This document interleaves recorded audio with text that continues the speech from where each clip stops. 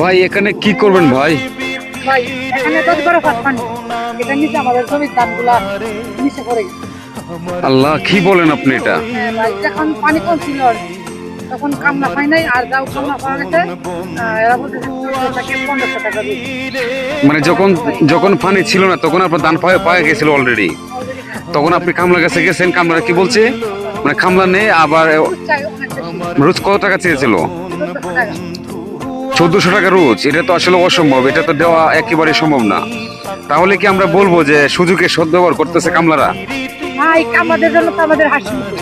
এই কিছু কিছু কামলা আছে যে মনে করেন যে ধরো একটা নিচে রাখবো না, এই মনে করে যে যখন কৃষকরা ফান্দে হয়ে যাবে, আসলে কিন্তু তা না, আমরাই কিন্তু ফান্দে বলবে। আমরা কিন্তু ঠিকই আমাদের যে পরিমাণ চাল লাগে করে সেই পরিমাণ কিন্তু আমরা করে তুলে দেবো। আর হ্যাঁ, তোমরা যারা কামলা আছো এই যে সুযোগের সদ্ব্যবহার করো, তাতে কিনে খাইবা খাইও। ভাই আপনার যে ধান যে এখানে পড়ে গেছে এই পানি নিচে, এটা একটু আমাদেরকে দেখাবেন কষ্ট করে? হ্যাঁ ভাই, দেখ আচ্ছা, আপনি সাবধানে নামবেন, আপনি যেন কোনো